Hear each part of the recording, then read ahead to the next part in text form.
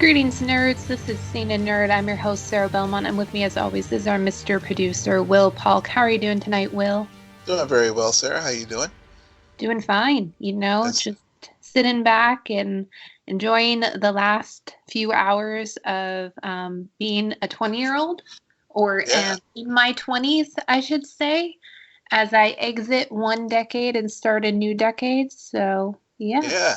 Happy birthday! Yeah, happy birthday. So, hope you have a fun day, and you're starting your next decade, and look forward to hearing all about it.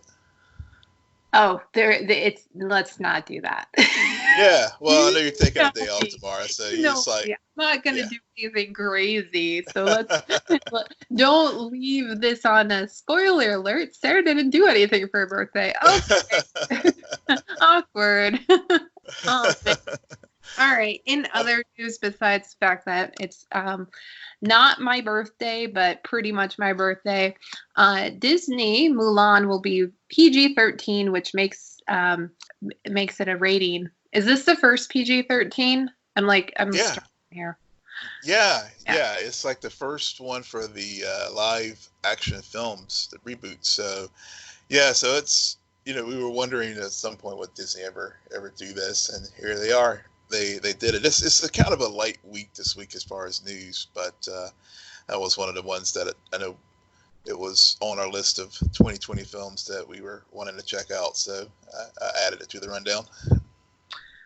Yeah, no, I mean, looking at the trailers with some of those fight sequences, I think PG-13 is probably going to be more appropriate.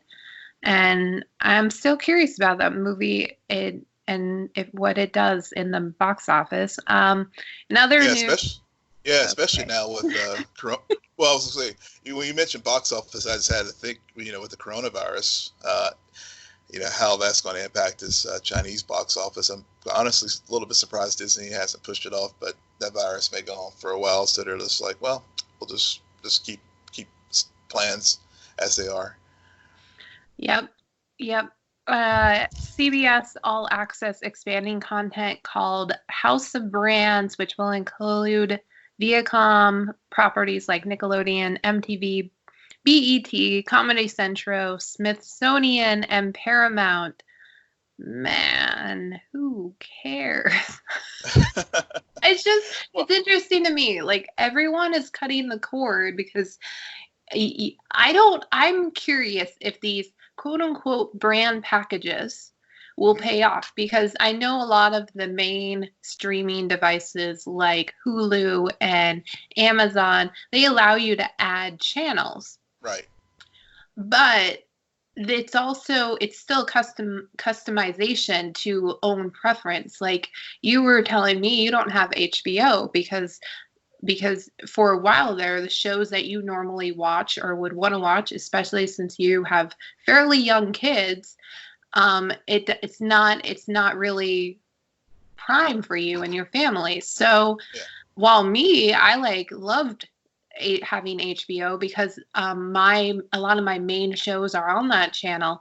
So I'm it's interesting that they are doing these packages and we're probably going to see more to come, but I don't know if they're going to work the way they think they're going to work because there's a reason why people started cutting cords when they noticed that they didn't watch about 75% of the channels that they Exactly. had in their quote unquote package.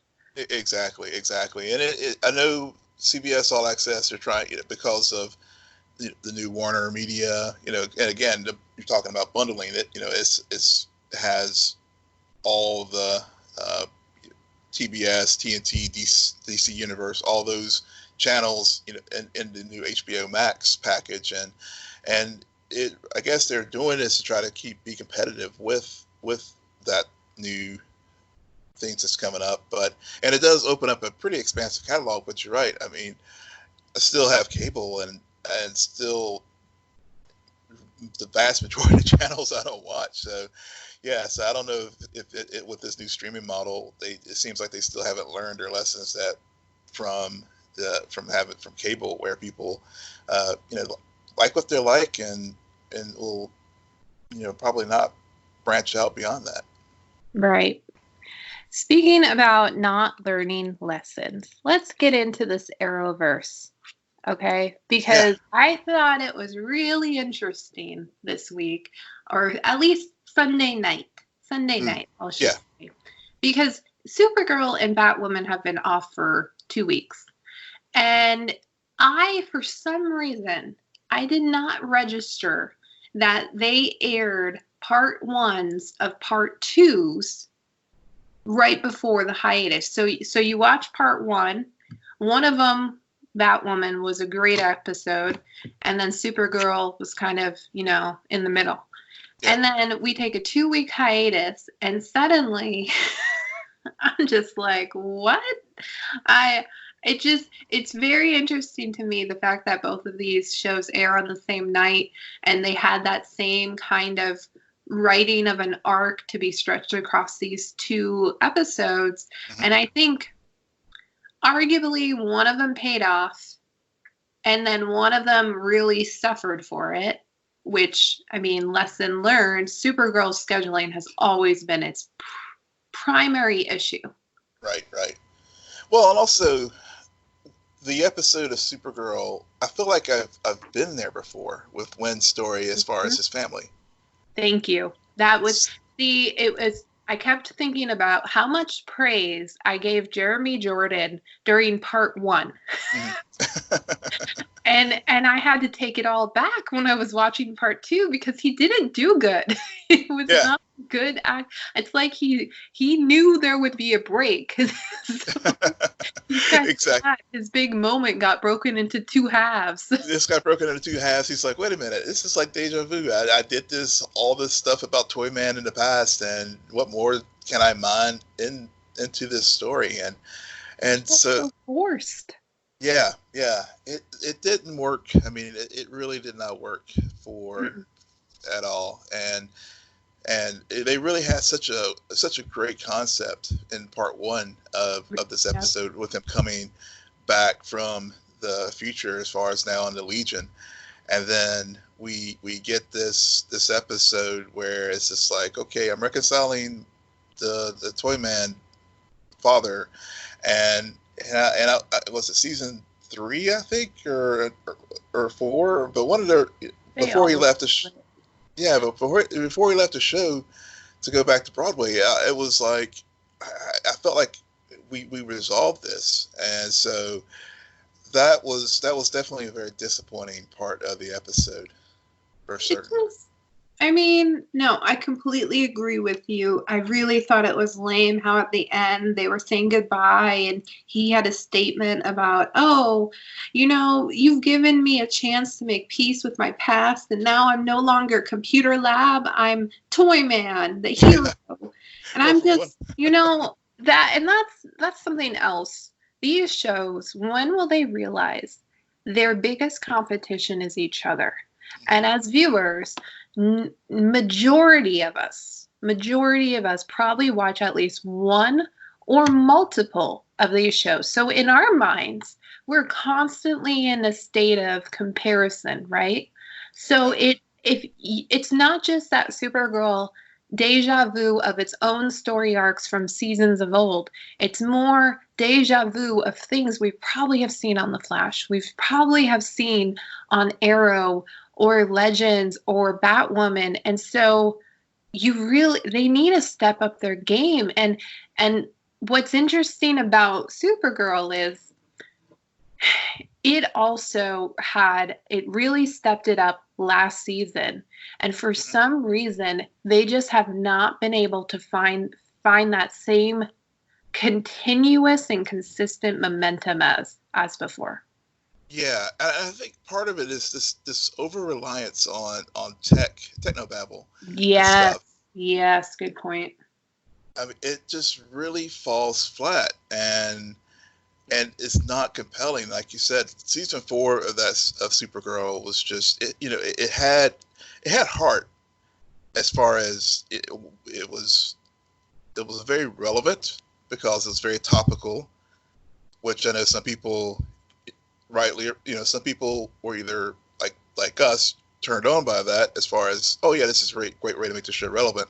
Some people didn't like the politics of it and thought it was too political. But I mean, okay, all these shows have, you know, contemporary issues interwoven all throughout them. So fine, I get that. Go watch The Flash. Exactly. And nothing against The Flash. Flash does not get political. That Supergirl does, because it makes sense in the term of that she's a freaking alien. Right. And that's what made that season 4 work so well. Whereas with this season, the over-reliance on techno-babble is just, I mean, I get lost. And this is someone who watches Star Trek who was just filled with that kind of junk. So I think it just takes away from the series. Now, one thing where it does work well, I think, is with Lex and Lena, because that's part. So that, you know, that's part of their scheming. That's part of their, you know, with the immortality code in Obsidian. I mean, that those points of the episode this week really stood out to me, and really enjoyed those moments, because one, John Cryer is just, again, killing it as far as playing Lex, but he and Katie McGrath play well off of each other, and that sibling dynamic of, you know, Lena just basically is leaning on Lex for her own devices as far as her ambitions and everything, and of course Lex is just a means to an end for her. Yes, she is a means to an end. However, there is something about the way they've developed that dynamic and the fact that they're siblings, and we were introduced to Lena first, that even though we know Lex Luthor is devious, a mastermind, always plotting, even against his own family, there is still this same feeling, I think, and the writers have done a good job of, you know, part of me really thinks he honestly, that's his sister. He's always going to protect her. Mm-hmm. You know, and maybe not always protect her, but always want to make sure that she's okay. I mean, he made sure that she had her memories back following Christ. Right. They've planted these seeds where you doubt, just like she does, and that's why that's what's different. Mm-hmm. See, and in other shows like Smallville or other shows in this quote-unquote universe, not Arrowverse, but Superman universe, you don't really see their dynamic. I'm sure it's all explored in the books and everything, but this is for viewers and for us people who more focus on the TV and movies. You don't really get that same empathy when you just see Lex Luthor and not the brother. And that's another thing that I was just thinking about, is that I think they chose to do that as opposed to what they did on Smallville, where it was really Lana who was that empathetic person to make viewers drawn to Lex. But it parallels Alex and Kara's relationship. Yes. And so this is all about siblings and the sibling dynamics, as opposed to what we've seen before, which is more the romantic relationships. Yeah. You're right. I think that's a very good parallel as far as, you know, seeing those sibling dynamics play out for these titular characters that we know so well, as far as Lex Luthor and Supergirl, and then how they have their relationship with their siblings of Lena and Alex. So that's, and I think that's at least for season 5 of Supergirl, that part is working. And so when I see those scenes, they definitely, you know, stand out, and I was like, oh yeah, the show, I'm getting good vibes. And then they go and just mess it all up with this story with Brainy and him trying, you know, with this lying to everyone in the DEO and working for Lex, and it's such a drag. Even though I did like the Leroy Jenkins moment with him this week, but otherwise, Brainy's been kind of a drag this season. There's something off. And I can't, because I recall a few weeks ago when they started setting this up, and I was on board. I really like, and maybe this is because I'm a fan of Krypton. Sue me. It was canceled. But when they delved into him and those emotional inhibitors, and that idea that he was at his own crossroads from really accepting who he was and like where he came from, and while also assimilating on Earth. So I thought that was interesting. And then for some reason, ever since they stopped exploring that, and it was more about the lie. And we call this out all the time, Will, because they do this in these shows and it drives us crazy. Yeah. Viewers see it. And so suddenly it's no longer we're no longer seeing the plot twist or the lies from the perspective of the main character, right? Because we've already seen it. We know it's coming. We're just waiting for it to drop. Which is actually a great segue into Batwoman if you're ready to go there, because I have thoughts. Yeah, let's go to Batwoman. I think, I think we hit the highlights, and there's just one part of the storyline with Supergirl with William and Kara that I just don't really want to go down. Yeah. Let's not, because I have some. I don't really care. He's never going to be Mon-El. Exactly. She married Mon-El in real life, so. Tis ship. Yep. Okay. Yeah. So, Batwoman.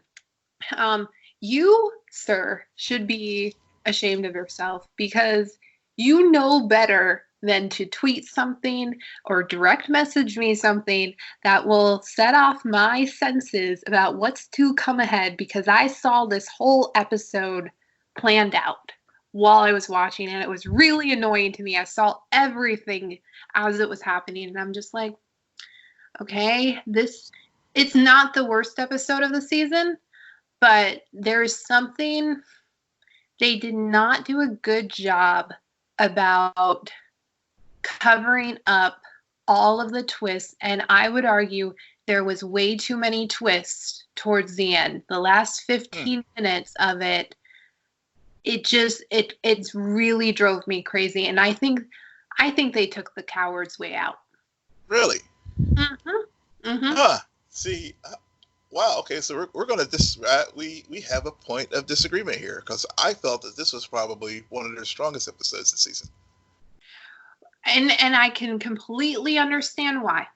I totally get it. However, when I say they took the coward's way out, it should have been, who's Kate's ex-girlfriend's name? Sophie. Sophie should have shot her. I'm really sorry, but it should have been Sophie. It made no sense to me why she was so driven, and then she just at the end had a second thought. And then it was the other guy, like that, because I already knew, I kind of figured out, oh, Kate clearly gave Beth this serum and she's just saying goodbye, and they're probably, which also that whole thing about, hey, let's go out in the middle of nowhere because there's a manhunt not happening for you, that whole thing felt weird. And I was thinking about it, and I was like, okay, the only way to make all of this make sense is for Sophie to kill her, and then she pops up, and I'm like, okay, I'm on board with this, because that would be a tragedy. Yeah. And then they didn't do it. Yeah, you're right. I see your point. That's a very, very, very fair point, and that's what took this episode from probably being from good to great. Because if they had, if they had followed your idea and executed it that way, that would have just completely taken this episode to the next level. And it was a very good episode. I mean, I think the things that stood out for me, and the reason why I thought it was very strong, was, for me, the coward's way out would have been going the traditional Arrowverse trope of redemption, their whole redemption arc, and somehow Beth, Kate would basically save Alice because she's redeemable, and yes, she's done some very bad things and whatnot, but this is my opportunity to get my second chance to save her from where I didn't do it before, especially when she learned that on another Earth, Kate did pull her Beth out of the car. I love that moment. I really did. I liked the confrontation between Beth and Alice. Here's, however, another thing that irritated me. In the part 1, Beth was a 3-dimensional character. She felt like she was human. She felt like she had flaws. For some reason, I felt like she was almost too perfect. And everyone was describing her almost in this like very, oh my God, this is your sister. This is wonderful life. And the moment somebody is that way, you're like, okay, they're gonna have to kill her. Like, Jesus Christ, what is happening? It just suddenly, because I think in a lot of the other doppelgangers, we've seen these different versions, but we've also seen what makes them a mirror image of each other, if you will. And there was something about it that the longer this episode went on, the more I felt like Beth and Alice couldn't be more different and polar opposite. And I'm just like, what? And I get it. I get like that life-defining moment had a huge impact. But there was something else that I thought was kind of, she could have been Mary's twin. Yeah. Speaking about Mary, and actually Mary's mom, something that I didn't see coming and I thought was a good move was when the ghost of her appears as Alice is decaying, essentially, and breaking down. And there's kind of just this very interesting conversation between the two of them that I would have liked to hear more and maybe get a better idea about why the writers chose to do that, and if it's going to lead into something else later on. Yeah, that was a pretty defining moment of that episode where that I do hope they pick up on that, because it especially now that Alice was the one who survived. And continues to taking the blood to be able to get the serum, and as far as a cure for what was going on, and so that would be a definite good way to stretch that story arc out. Right. I mean, and Mary, man, she's got some moves. She does. She knows how to kick some butt. Yeah, she definitely. Yeah, I mean, I've over the course of the first season, I've grown to appreciate Mary's character more. Yeah. At first, I was kind of like, but she's definitely, they're definitely defining her very well, and as a character. And another person that they've also done a really super job with, I think, is Lucius Fox. Yep. He doesn't overstep, and that's also something we haven't seen on one of these shows, I would argue. And I don't want to say overstep on the lens that, hey, I'm a fan of Arrow. Did I watch Arrow primarily for Oliver Queen? No, I watched it for Felicity Smoke. Flash, Cisco. A lot of fans are diehard Cisco, diehard Caitlin fans, Harrison Wells. You have your Iris Westland, and then you have your Flash fans. But there's something about those supporting casts where you could argue they started to overshadow. They would get their own episodes, and for some reason with Lucius, he's there, And he's utilized very well. Yeah, they use Luke well. They Yeah. totally do. Yeah. I mean, he's, it's this Kate who's the lead. Luke is definitely the guy in the chair, and he remains that way. But one thing that did irritate me about this episode, though, was why did they? And I know it was a very contrived thing as far as forcing them to go out into the street, and I don't know if it was just trying to again show how Kate is still learning the superhero thing, but her tactical decision to send Beth and Luke out, especially when there was still a price on a mark on Alice's head, was just tactically just bang your head against the wall. Yeah, and that's another reason why this episode, even though it's not a bad episode of television, there's something about it where I had to take a step back and be like, okay, this is a bit contrived. All right. Yeah. I totally know in the next scene you're going to take a left. Oh, you took that left. Great. I don't like that. I like when Batwoman can surprise me, and it has. And maybe that's also part of the problem, is that they've had consecutive episodes now where they would start off slow and then nail you at the end with a little bit of a twist or something. Another thing, though, that bothered me, and I would argue is taking the coward's way out, is Dr. fucking Campbell. Mm-hmm. They are going to utilize him now as the big bad of the season instead of Alice, so that Alice gets to stay on for future seasons, which I'm not sure, but lock her up, do something with her. We can't always have her be the bad guy. But he comes out, and I don't know, it's just this.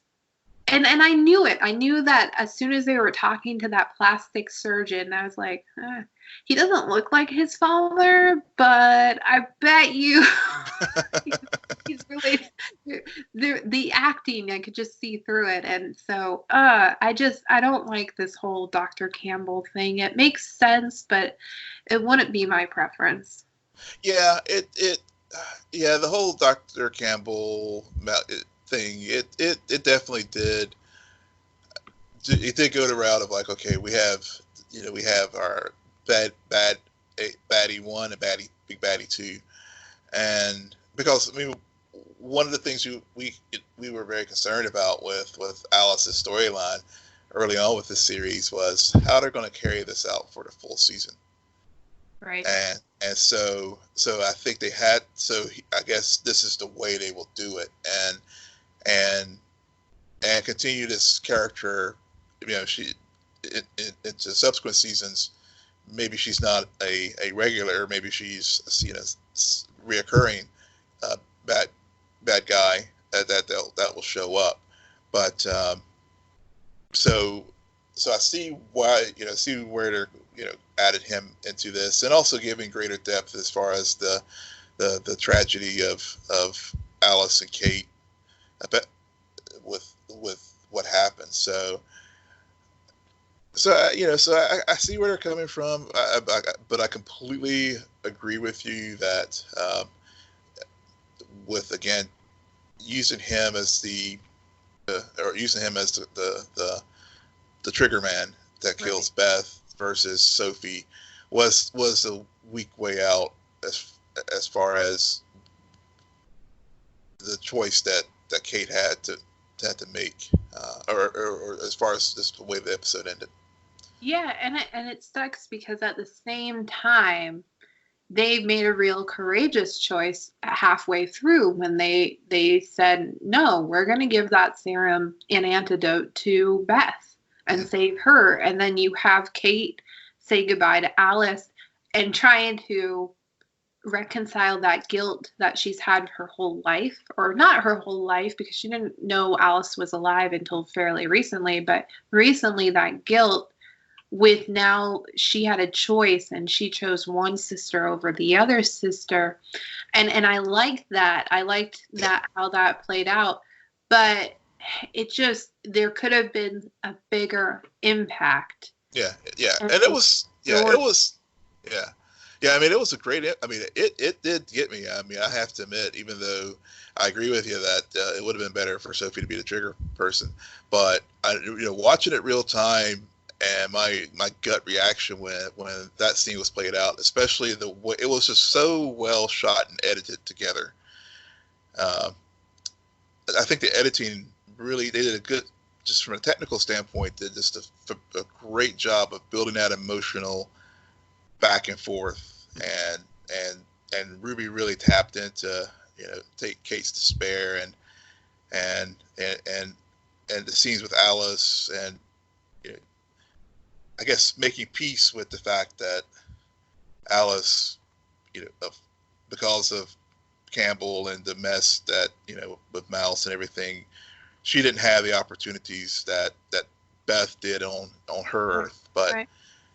So it definitely was a well edited to the point where when the shot did happen, it definitely was it was a gut punch. I mean, I was like, damn. I mean, I did. Yeah, I thought based on how they edited it was telegraphed how this would end. Yeah. And I mean, to each their own. You had your experience watching it, and then you totally primed me for my experience. So thank you, Will. This is all your fault. Sorry.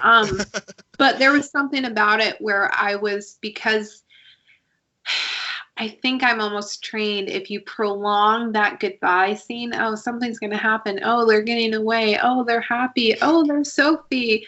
Oh, Dr. Campbell. Yeah, of course. Yeah. Because it's just. See, I thought Beth would live and become like some new version of Alice or something like that.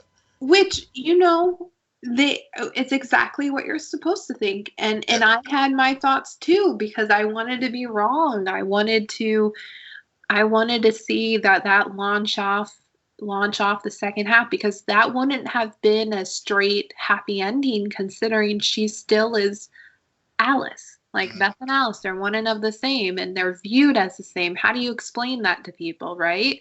That no, that's Beth. Well, Alice is Beth. So, despite all of that, they also, and we do and eventually need to talk about Picard and the Flash. However, I do want to call out one line, and they kind of, again, reneged it really carefully, but I still think that this is why we like Batman, Batwoman. It's because guilt makes sane people do crazy things. Yeah. And that is the antithesis of Batman and Batwoman.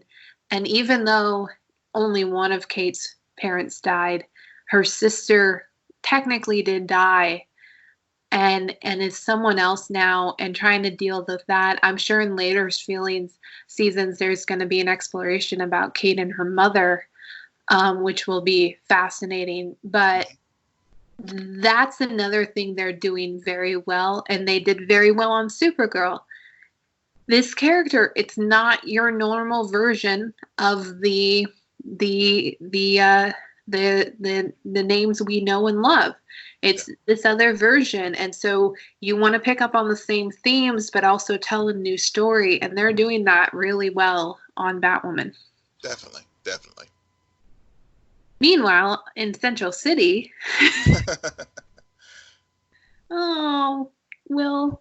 Yeah. I fell asleep during this episode, so if you don't mind taking the lead. All right. So this episode of The Flash this week, a girl named Sue. And honestly, I actually like this episode compared to what we dealt with last week. I wish I was even commented. I was like, I wish they had this Ralph finally meeting Sue as the story last week to go along with Barry and Iris's learning more about the mirror Iris. But what parts of it were a drag to you? Was it that part, or when Iris was in the mirror pocket dimension? It's the whole. Okay. So I actually really, the best part was the pocket dimension, because that is classic Flash, in my opinion. Do a whole episode in there. I like the fact it's Iris and not Barry. I like that Iris is kind of telling the audience, "Hey, I've been around for these seasons too. I know how this world works. So Right. let me." Yeah, it's good, and there though, and this is what I don't like, and we talked about this last week. The Flash tends to get distracted by shiny objects and go off course, forcing viewers to remember what the whole point of it is when they get it back on. And the whole Sue and Ralph thing, I haven't been on board with this storyline since the beginning, because so much other stuff was going on that it's hard to get invested in that plot point. Right. Even though, man, they're dragging it out. And Ralph literally has been gone since Crisis. Yeah, he has been. So what the heck? Yeah. It's like, hey, bud, you're going to get your own episode in about 4 weeks, so we're just going to put you on vacation and never talk about you, and then come back to you when we need somebody, like when Grant wants a week off or something. Yeah. Or Grant's filming something, or he's got something. Yeah, that's true. I mean, I can't dispute that. Ralph, and the thing is, I mean, Ralph is in the Flash's universe. I mean, he's one of Barry's best friends, and so again, it goes back to the show is just too crowded, and they really need to streamline some of these other stories. Like, as I said, they could have easily had plugged in this storyline last week with instead of that whole Nash Allegra thing, because I mean, and especially with the ending of the episode where we do learn that Sue is also seeking out something related to Black Hole and how it's interconnected with what Iris is working on with Black Hole. And so I'm on board with this Black Hole stuff. I am, in the sense that it's something that has been in the comics very recently. So it's still kind of fresh in my head as far as the organization and what they were doing. And I think just looking at some of the synopsis that's coming up with Wally West's return to the show, and saying I think the title's Death of the Speed Force or something. It reminds me of some of in the comics, they were the Black Hole were developing weapons by utilizing the Speed Force, and so Carver was one of the people behind the organization, and so they're using some of the more recent source material, and of course doing their own spin on it. But I can see where she's got a connection, and of course when Iris figures out how to get out of the mirror universe, she will. All these little pieces will come together. But I agree with you that the mirror universe was definitely was well executed in this episode, and was quintessential Flash, and I think that's why I like this episode, because even though as far as Barry really didn't have too much to do again this week. But, again, as you said, Iris has been on this ride now for 6 years as well, and she knows these kind of things. And, was thinking about, like, okay, well, let's try liquid nitrogen to get this thing to zero, because I remember Killer Frost doing it, even though, it didn't work.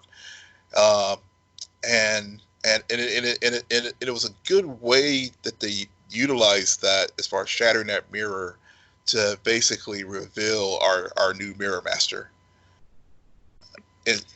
Yeah, I mean,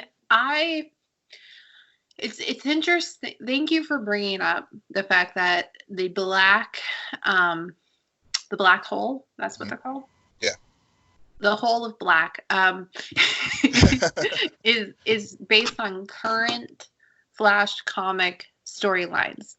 And maybe that's why I'm not completely on board with it, because as much as they're driving this current recent source material, they are also in a constant state of referring to previous episodes, like what we were talking before, deja vu. Haven't we seen this before?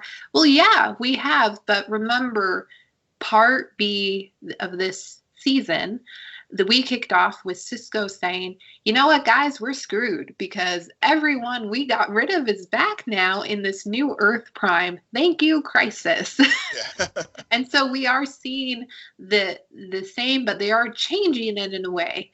And that's made very clear in this episode. So it's this weird cross section of reminiscing about some of the better villains, or villains that maybe didn't make us Flash that they could flesh out a bit more into the season, while moving forward with this larger arc.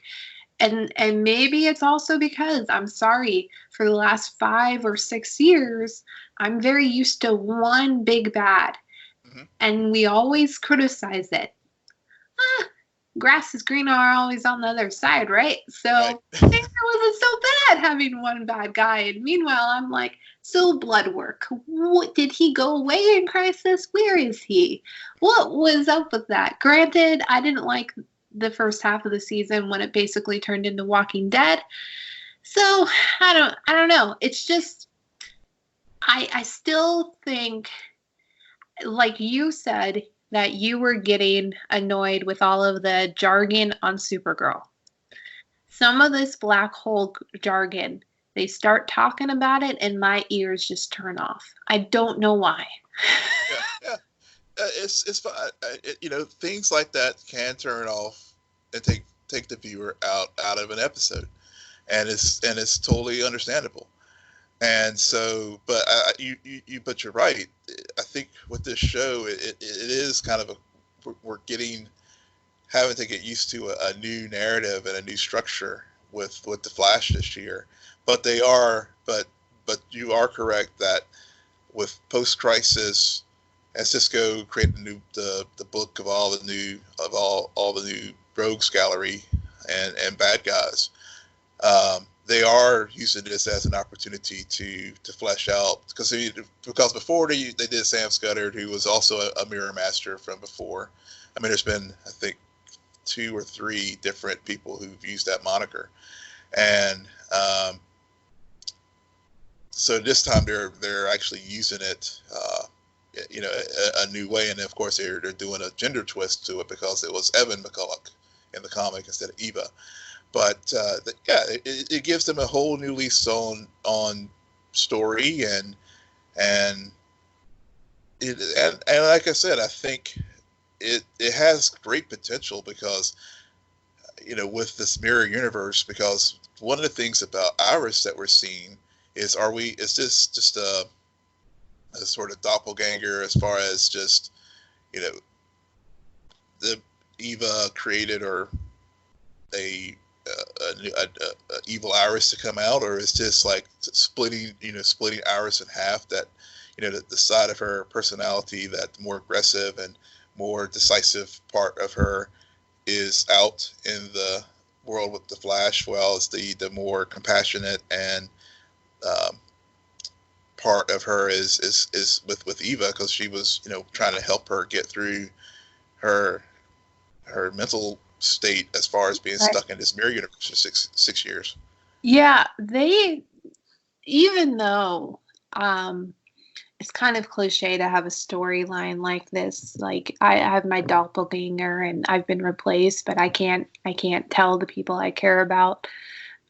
We've seen that on numerous shows before, but the writers are doing a really good job with mirror person version of mirror doppelganger of Iris West, because there are moments when you watch her, whether it's interacting with Barry or with Nash, where what her excuse is very legitimate. Mm-hmm. and which, like, it tells you, no, this duplicate has access to Iris's memories and knows, which, however, correct me if I'm wrong. Yeah. Why does Nash know about Jesse and their kid? Like, is it Jesse? Nora. Why did Nash never met Nora? He did. No, he did not, because it was last season. It was Sherlock Wells. Right. Yeah, so yeah. That was weird to me that he instantly was. I mean, I don't know. There was just something off where I'm like, why would he be so okay with that, dude? I didn't feel like they had a heart-to-heart. Nash literally spent the first half of the season in a cave digging up something. Yeah, digging out. Yeah, he was digging out the anti-monitor. Yeah, so that's a good point. That is a gap. And I guess maybe as being around Star Labs, he heard them talk about Nora, but and also I guess trying to maybe throw us off the trail as far as or maybe trying to help explain his guilty feelings about Allegra, who is probably his daughter from one of the prior Earths, and so maybe that's just sort of way of sort of saying, hey, you know, if indeed he's feeling guilty in as far as Harry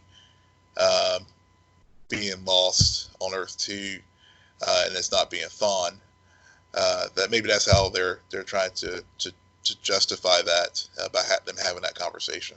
I still think that somehow this is Thawne. I did recall that last week when you mentioned that being an alternative. And when I was really focusing on those scenes with Nash this episode, because I wanted to see if the image would appear. That's what I'm calling it, by the way. And then and if we got any hints. Now, did Harry wear glasses? He did. Okay, because if it was Harrison Wells, why wouldn't they put him in the wheelchair?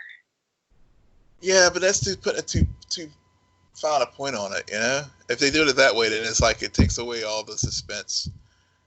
Yeah. Because this is the Flash, so they love to keep the audience guessing and trying. That's one of their trademarks is, we got to have a puzzle for the audience to figure out the season. But I think you've already figured out. I think that would be the twist. Mm-hmm. They're setting up a mystery. And Thawne, a Flash without Thawne. I can't imagine that show because that character has such a presence. Man, apparently he went over and made a mess on things for the Legends. So yeah, that character needs to be explored. But I don't want to dwell on this point too long because we do have to talk about Picard. Yeah.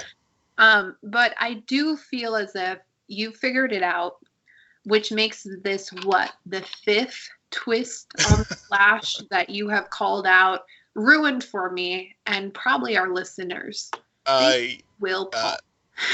Yeah. I could be completely wrong, and it could be somehow Harry figured out how to save himself, especially since his intelligence is coming back. So we'll see. Oh man, maybe I think we all are Cisco at heart and just want it to be Harry.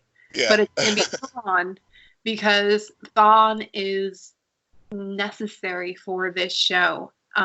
But yeah. Oh man. How about we go on to another show that I'm sure you'll ruin or find a way to ruin? Picard. Yeah. So we're traveling, Will. We're traveling. Yeah. We're traveling. Kind of a side adventure though, if you would ask me. They do connect it to the overall arc by stating at the beginning of the episode, this is where Picard was when everything went down on Mars. Right. And then he, of course, returns there and also is kind of having his own redemption arc because they're tying it to this boy who he was gonna come back for, and he never did. Man, talk about father abandonment. Yeah. Hey, Starfleet officers, they have a way of doing that, but Oh yeah. yeah, Picard is no saint. yeah, exactly. That's the one through line that has been very clear in this show. This is Picard is definitely not a saint, and I I thought it was an okay episode. It didn't do much for me, to be honest. Thank God we're on the same page. Yeah. I'm so worried. I was like, Will's gonna be mad at me because I was just, I'm. They are still in a state of getting everything to moving things forward. So I don't feel like we're wasting time. Granted, it's just slow right now, and I'm waiting for something to hit or something to really twist. I mean, what's going on with Narak? They're fleshing out more and more, and they're doing, I would argue, a pretty good job about his whole relationship with his sister, voices his relationship with Soji. Is it Soji? Yeah, Soji. Yeah. Soji. And I think there is some feelings there, and so they are making him more three-dimensional. Yeah. And however, man, Picard, get your crew and let's get this adventure going. Like, come on. Yeah. Well, there's a couple things. So, I want to, with Narek and his sister, I don't know, that every time it's just kind of creeps me out. It's too incestuous sometimes, as far as that is Peyton List. Peyton, she's the one who is doing that, and I don't know if she's doing that of her own, like, hey, this is how I'm going to act it, or if the directors are directing her to do that. Because I agree with you, that is very weird. It just, every time we're on screen, it just makes me uncomfortable, and so. When I watched their dynamics there, so I'm like, okay, but okay, so I'm glad I'm not the only one that feels that way, because I was like, am I seeing something there that's not there? But I do.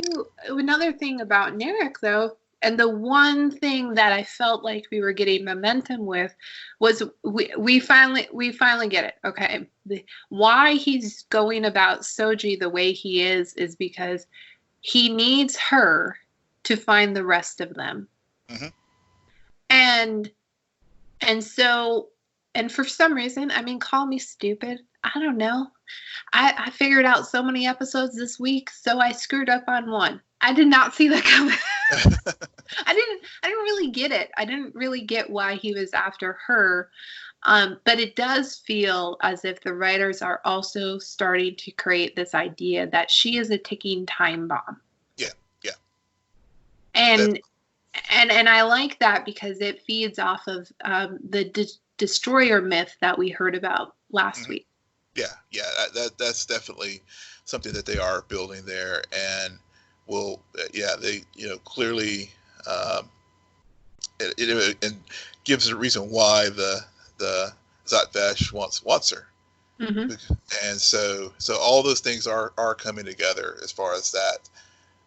But the other thing that really bothered me about this episode was the warrior boy. That, I mean, you had these badass nuns that you could have used in your on your quest, but you end up just going back to it's the same old gender stereotypes, and I'm sort of like, okay, well, come on, Star Trek, do better. But that story, I mean, I saw it from the very beginning, whenever it first came on, that he was going to grow up, and and so that was one of those things where, and that's why I guess this episode was kind of like for me, because it was so telegraphed, and so you had that, and then there was the the scenes there in the village where Picard, takes down the Romulan's only son. I guess that kind of worked, but again, it was. And maybe I think you may have mentioned it before, and it was definitely jumped out to me again. How Mandalorian-esque it was. So, so it's just like, oh, I just saw this on the Mandalorian. It really did. There was something very Western about this episode, which continues to drive home that parallel. And it's hard, once you see it, you can't unsee it. So it kind of is like, they're not intentionally doing it, but you just find like, I wonder if maybe their writer's room were across the hall from one another. Maybe, I don't know. Or maybe they got inspired by Seven Samurai, or the Saturn used to be like the other thing about the Romulan warrior. He I can't remember his name right now. I'm blanking Computer on it. Lad. Yeah. Right? I'm blanking on his name, but he just reminded me. I couldn't. Maybe it's just because I just watched too many of these, like the Kung Fu theaters on Saturday afternoon growing up as a kid, but I just couldn't get past his makeup. It just really, really, really bothered me. I kept thinking about it. It was pretty bad. Yeah. So but the one redeeming part of this episode was seeing 7 and 9, and I was wondering when she was going to come onto the series. 7 was a character from Star Trek Voyager. Pretty. She was another former Borg who was able to get out of the collective, and was a very pivotal character through the balance of Star Trek Voyager's 7-year run. So it was good to finally see Jerry Ryan come on to the scene. And I loved her lines like, "Picard, you owe me a ship." Right. Yeah. But it was if we had a filler episode or a bridge episode before we get to our next adventure on Star Trek Picard, this one was it. I mean, it had all the feelings of a filler episode. Knock on wood that this is it. I mean, we need something. The next episode really need to put some pieces together, set up some more mystery, or really just not even answers. And don't get me wrong, it's not that I want answers, it's that I want progression. Yeah. And I still go back. They did that very well in the first episode, arguably the second episode. And right now, with these last two, I'm feeling a bit of a dilly-dally or a bit of meandering happening. So I want to see more progression. I want the crew to get together. And that's what always drives me crazy about these mission type, whether it's a show or a movie, is you spend so much time putting the crew together that by the time you get to the mission, it feels really quick and a bit anticlimactic. True. Very, very true. That's a good point. Yeah. Well, I guess that's it for us tonight, everyone. Will, why don't you tell our listeners where they can find you? Yes, you can find me at Will M. Polk. That's WILLMPOLK. And you can find me at SJ Belmont, SJBELMONT. Please follow our crew on Twitter at CNN Nerd. Friend us on Facebook. Follow us on Instagram. But most importantly, rate, subscribe, and comment on Apple Podcasts, Spotify, YouTube, Stitcher, or wherever you get your podcasts. Good night, Geek Out. You're welcome.